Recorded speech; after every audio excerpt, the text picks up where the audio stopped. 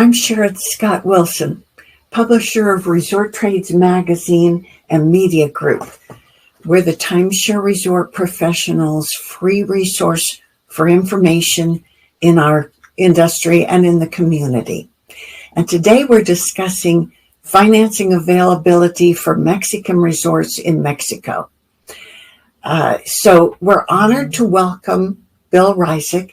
He's a partner at Colebrook Financial Company, which is a major source of receivables financing and portfolio lending to vacation ownership developers throughout the U.S. and now interested in expanding their reach in Mexico. Bill's been a very active and trusted voice in the timeshare industry in the U.S. for decades. He's been a trusted voice, been very active in ARDA, and has a deep understanding of resorts and resort financing. So Colebrook did their first loan in Mexico in 2005 for American buyers. Now, sadly, our interview had some technical sound issues at the beginning of this session. So let's just dive right into the discussion as Bill explains some of the challenges lenders in U.S. have when it comes to establishing lending relationships in Mexico. Okay. So I know that there's always been talk since I first entered the industry in, dare I say, 1998 or 89 actually, that you just can't find a lender to support a Mexican developer. So what attracted you and what makes Colebrook different? Well, as you said, people say it's difficult to do. The situation in Mexico is pretty much the opposite of that in the U.S. In the U.S., you have a very small number of independent developers and a lot of financing. In Mexico, you have a lot of independent developers and almost no financing. So that's what attracted us to see if we can go down there and do some business down there. And we have, but it's not easy. There's a reason. If there's a road less traveled, there's usually a reason there's a road less traveled. Yeah, I suppose because in Mexican resorts, homeowners they're not really homeowners. They're members, I guess, and they just can, if they become disappointed or anything, rather than having a real estate underlying their ownership, they can just cancel or they just stop paying and they're off the rolls and there's no recourse. Well, there's not much deeded product in the U.S., so the fact that there's no deeded project in Mexico isn't that critical. You've got the same use rights you have in the U.S. if you have a club. For the most part, there's no real estate ownership. There are a lot of differences in U.S. and Mexico, one being the legal systems. It's a road game for us. We're dealing in a system that we're not really that familiar with. And if you ask me if our loan documents are enforceable in Mexico, I have to say I don't know. Because, of course, we've never had to try. We've never had a loan default. But if they were tested, I remember years and years ago, I was working on an esoteric type of financing. And I said, I almost wish somebody would default so we could see if these documents work.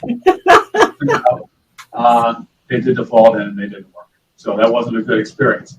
But we really don't know if they're enforceable in Mexico or not. We think they are. We have opinions that say they are. But we don't know if they are because we've never had to try them, whereas in the U.S. we can.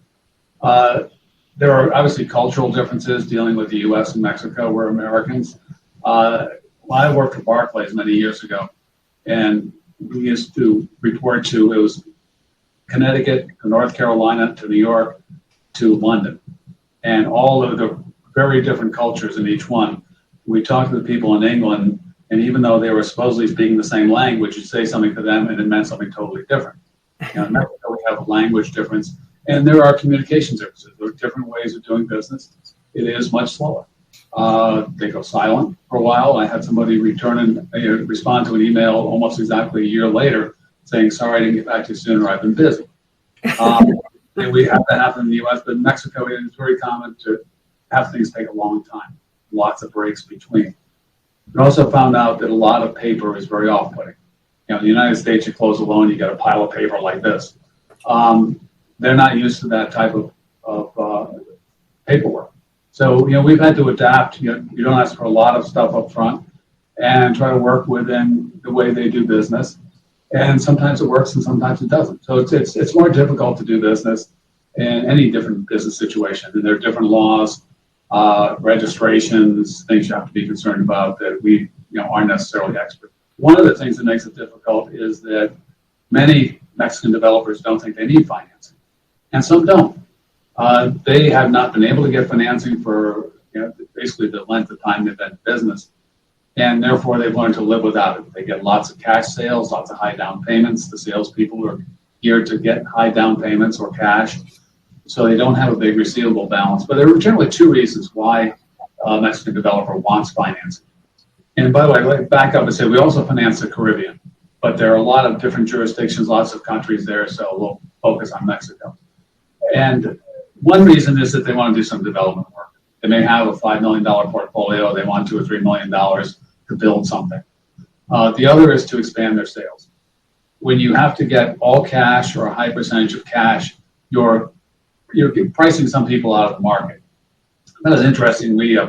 We just financed a portfolio of receivables down there in Cabo, and you look at the files coming in, the down payments are all these different credit cards. $5,000 on this credit card, $2,500 on that credit card, $4,000 on that credit card, sometimes 5 or 6 credit cards. So it's difficult to cobble together the down payment. So you have people who are walking away. You're letting people walk away that you wouldn't have walk away if you had financing. You were able to offer financing as anything other than a last resort. Yeah, wow. That's a lot of challenge for y'all, but I guess you still, have you done any deals yet, or are you just now putting your toes in? How long have you been doing this? Like I said, we started in 2005. We closed the deal last month. We've been closing one deal every couple of years, one deal a year, somewhere. We haven't done a tremendous amount of business. As I say, you've got to talk to a number of people to get a deal. The good thing, what we like about it, is that the receivable portfolios have a lot of attractive characteristics for lenders. First of all, the down payments are higher. As I said, typically 30 to 40%, as opposed to 10% in the U.S. Terms are shorter, generally anywhere from 12 months to 84 months at the max, but usually not longer than 60 months, as opposed to the 120 months that's pretty much become standard in the U.S. There are two things that are different in the opposite direction. One, interest rates. A lot of low interest rates. In the U.S., you'll find pretty high interest rates on the notes, 15% or thereabouts. If you're taking a receivable to get a sale and don't see it as a source of income, see a lot of 0% interest rates, a lot of 7.9, 9.9, and that makes it a challenge to finance because the interest rate on the portfolio is often lower than the interest rate on the loan. So there's negative arbitrage income. And once we get started with somebody, they'll usually start charging higher rates as they go and get rid of the 0%ers. But some we can finance, some we can't finance. We got to piece it together to get something that's financeable. The other thing they generally don't get if they don't have any financing is FICO scores. We can generally get soft FICO scores through a servicer, and we use those for the first batch, but then we require them to get credit applications and FICO scores going forward. So those are the main differences we find with portfolios. The performance has been very good.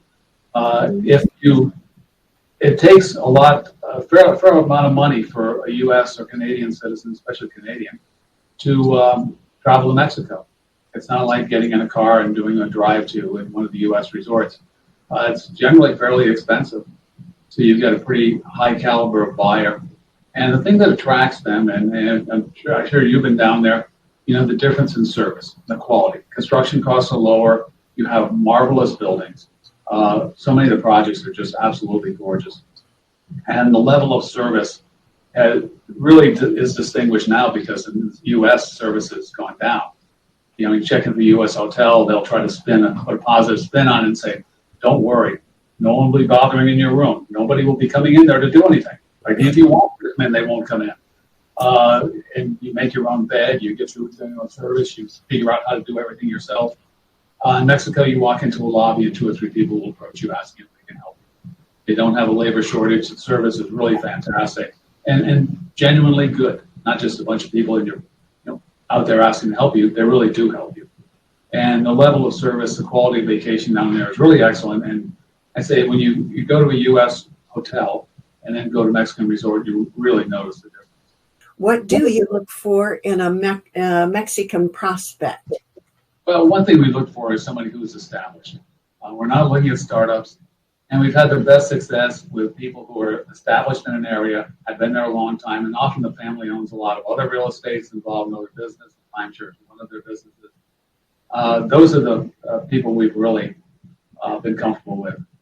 Those who have a long track record. And an existing portfolio of $5 or $10 million is always good. We don't like to start out lending $10 million. We like to start out slow because, as I said, we're not sure our documents are enforceable. We don't know who we're dealing with. And start out with 3, 4, or 5 million, somewhere in that range, and then get a track record. And that's track record grows, we can grow. What do you do for legal services there? We use our U.S. attorneys. Okay. We have an in-house counsel, and there's another counsel we use. And they will lean on the borrower's counsel to some extent for the Mexican law. We've not had to hire Mexican counsel, and one of the reasons we haven't is that the deals we've done, for the most part, we've done through a U.S.-based receivables trust. And there are a couple of attorneys who specialize in that. And the trust owns the receivables. The developer assigns those to the trust, and our collateral is an assignment of the ownership of that trust. So if there were a default, we could realize on the collateral simply by taking ownership of the trust, and we would own the receivables. So that makes it easier. You got U.S.-based trust, and you're lending to, if your collateral is really in the U.S. as opposed to Mexico. So therefore, we have our Mexican exposure is the recourse to the developer, rather than the collateral, which is important. And that trust also helps the developer because there is if you have interest being paid between countries, there's generally a tax, some type of withholding tax. And if you have U.S. buyers making payments to a U.S. trust, you avoid that taxation. So there is an advantage to the developer as well. Well, that brings me to one of our other questions, number 7 here. We've heard mixed views about the potential impact of U.S.-Mexico tariff. From your perspective, what do you think might result from the tariff discussions, shall we say? I think any opinion on tariffs must start off by saying, I really don't know. For one thing, the tariffs keep changing day by day, sometimes hour by hour, so we're not really sure where they're going to end up. And obviously, it could. I know that the whole tariff discussion has impacted Canadian tourism into the United States. Oh, yeah. And it certainly could affect Canadians going to Mexico. I was at a conference last year, and a lot of the Canadians were very upset with the United States over the election, presidential election, and potential tariffs, and we're not going simply because of that. And there were 2.6 million Canadians per year going to Mexico. So that could obviously have an impact. I'd say of our financing, the lion's share are Americans, and 90% or more are Americans, less than 10%. Yeah. So it doesn't have a tremendous impact, but certainly it has an impact upon travel. It's not going to be positive. Yeah, interesting. Now, you recently hosted a lender education seminar.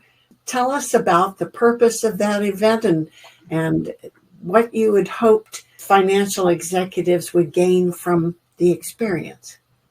Well, first of all, Sharon, we should say that anyone who wants a complete report on the lender seminar can read about it in that wonderful publication, Resort Trades, that comes out there. You betcha. An article coming up in there. But we have a number of banks that finance us. That's how we get our money for the most part.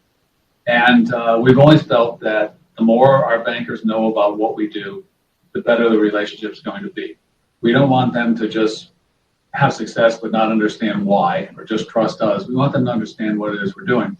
So we started out during the Great Recession of 2008, putting on seminars for our lenders. And we have, I've talked about the industry statistics. We used to have Howard Nussbaum come up and do it before Howard retired. And this time we had two speakers. One was Debbie Ely, the CEO of Vacation Club Loans, which is an affiliate of ours, talking about doing financing on the secondary market, particularly Disney Vacation Club finance or resales. And then we had Scott McGregor, the Chief Operating Officer of Lemon Juice Solutions, talking about repurposing, which has become a big part of the timeshare business and a big part of our business recently. And those are two things that are really, really trending. When you look at the timeshare industry going back, and you've been in a long time, Sharon, I've been in even longer. And we always wondered, at the time we got in, well, what's going to happen to this industry when it matures? Well, a couple of things have happened. One is there's going to be resales. I mean, people who were buying in 1982 are probably not traveling now. A lot of them aren't alive now. So they can do one thing. They can either resell, whereas we have the Disney resales coming in, and that's really a brand thing. Or you have a repurpose, where the ownership base just falls off. The property really doesn't justify being renovated to any great extent, or is not located well. And then you have a repurposing. It turns into condominiums, it turns into apartments, it turns into vacation rentals, it turns into something else. So we were trying to give our bankers an idea of what's going on in the industry, and those are two of the major trends. I think that's brilliant. So you've seen decades of evolution in timeshare financing. So what trends are you watching closely now that might shape how resorts are funded in the next 5 to 10 years? Well, I see the industry in different segments. One, and these dominate the industry statistics, is the brands. And the brands do what the brands do. They build, they sell, they manage, they securitize. Sometimes they acquire, sometimes they get acquired. And when they're acquired, then Wall Street gets involved, and Wall Street has gotten involved to a great extent, not just in the developer side of public companies, but also acquiring other companies and acquiring service providers in the industry. And that's a different way of operating a business. We have a business where partners own it. We have our own money in there. We run it as an ongoing business. We've been in it for 22 years, and I hope we're here another 22 years, long after I'm gone. But with Wall Street, businesses are commodities to be bought and sold. So everything they do is dependent upon what the sale price is going to be. Maximizing that EBITDA, which in many cases means lowering costs, which means lowering service. So, Wall Street makes for a different market. We're not Wall Street, but the public markets and the brands are very much into Wall Street. And then we don't see a lot of independent developers. We see a lot of clubs out there where they're acquiring inventory of different older resorts, and they cobble together a club where you can have you have the usage of a lot of different properties. And what they've done through that mechanism, which means they get their inventory almost for nothing. Most HOAs are happy to have somebody come in and pay the dues on 500 intervals, so they just give them the weeks. And what that's enabled these club operators to do is to have sales and marketing costs at a much higher level than previously was considered acceptable. And that's one of the biggest challenges for independent developers is getting tours at any kind of affordable cost. If you don't have a hotel full of people, you don't have an existing base, it's a hard road to travel to get any kind of cost-effective tours. When I talk about the cost of tours, I sound like my mother when she was talking about the cost of bread. It used to be 29 cents. And you look at tours, it's just shocking. It's sticker shock. But by having no cost of product, these club operators are able to make money while operating at a very high cost of sales and marketing. So that's another part of the industry. And then the third part is what we talked about earlier at the lender seminar, regarding the lender seminar, is you've got resales and you've got repurposing. So you've got the older resorts, and you really got a small third sliver there. You've got some legacy resorts that are surviving because they're in very attractive areas. We were talking to HOA in Longboat Key, Florida, which is a really high-end area. And they are their second and third generation of owners. People love it. They've maintained it. The location is great. They couldn't afford to go there without it. So those resorts are surviving. And the others, they're in resales, as with Disney. And the resales are really brands and the biggest resorts. Anybody who's out there and is trying to sell an independent resort, particularly if it's off-season, has a really tough time with it. Yes. And then you have repurposing. Repurposing is going to become bigger. There's a lot of them out there. There's a lot of resorts that are ripe for repurposing that haven't been repurposed. So I see you got the brands, you've got the club, you got some independent developers, not many. You've got the travel club operators, and you've got resellers, and you've got repurposers. So you've got a lot of different aspects. And what that means for us is that we deal with all of them. For the brands, we offer HOA financing. For independent developers and travel clubs, we offer receivable financing. For through VCL, we offer resale financing. And through our Colebrook, we offer repurpose financing. So we've tried to do something for each one of those segments. Obviously, we can't be everything to everybody, but that's what it means for us. You keep spinning those plates. Of course, that's a reference that some of our younger viewers might not understand. Well, sure, even I don't go back to vaudeville. Right. Well, if anyone is wanting to learn more, of course, they can visit colebrookfinancial.com. And I'm sure that we have on the screen your email and also your LinkedIn address. So I'm sure they're welcome to follow up with you. You seem to be the front man for getting new business. Is that right? Yes, Mark, Tom. I don't do it, but I do more. And we also have another thing we use. It's this device called the telephone. And when it rings, we answer it. So if anybody wants to call us, yes, we also do that. And so many times it's easier to just get on the phone and kick ideas around. Find out, is there a financing opportunity? At this point, I can usually tell within 5 minutes at the most of conversation whether or not there's possibly a deal.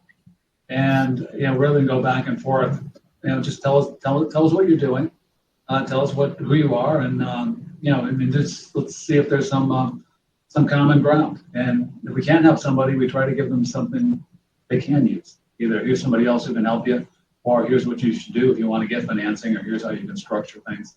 So we're happy to talk, email, whatever it is people like. Well, if you care to share your phone number, I'll put it in the notes.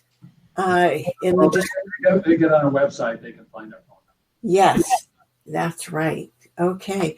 Well, Bill, I really appreciate your coming on and sharing with us, and someone with your experience. To some of our viewers might not remember, but I think around 2006 or 7 through whenever I was your PR person.